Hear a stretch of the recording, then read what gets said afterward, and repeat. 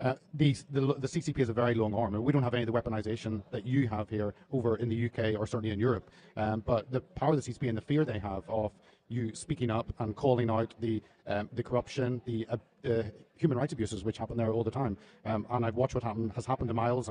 I've read it, and you realise if the media are telling me that, what is the truth? And I think it's important for us all not to just accept what we read and to think what lies behind it, what actually is, and to do our own digging and not just to accept. And I think the COVID chaos has shown us that we can't just accept what the media tell us. Well, I want to add that, we've seen firsthand, we've experienced firsthand in the United States, but also in Europe, the power of the CCP with respect to COVID.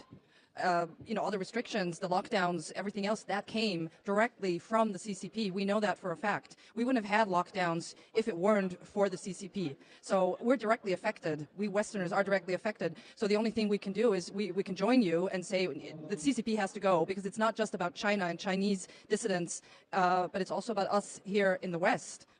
We need freedom and not collectivism.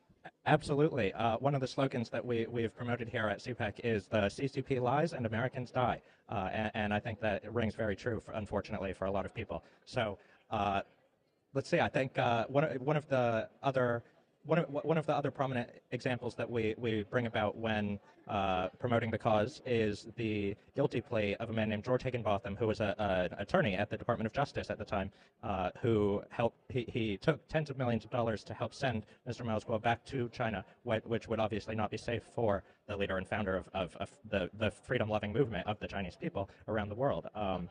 So that sort of, we need to stop that sort of infiltration. The CCP has clearly infiltrated the United States in its government, and those sorts of people can only be labeled American traitors. There's really no better way of explaining it. America still is a beacon of hope, but it's really losing very fast. This people from all over the world and also from China are looking to the United States for hope. And it's still that city on a shining hill, but it's losing its luster. So we all need to stand together.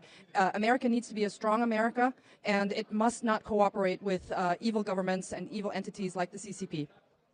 And of course, you see in Europe, there's a fear of addressing it. There is a fear of the damage it will cause. And Europe are kind of caught in the headlights, not knowing how to address it. And it is quite exciting to look over and to see more and more voices in the US political side calling out the CCP for what they're doing. And I think Elizabeth's right. It was COVID really that emboldened them and opened our eyes to the control that China wants to do. But here at CPAC, it's just a breath of fresh air. And you realize, actually, there are politicians shining a light on what's happening.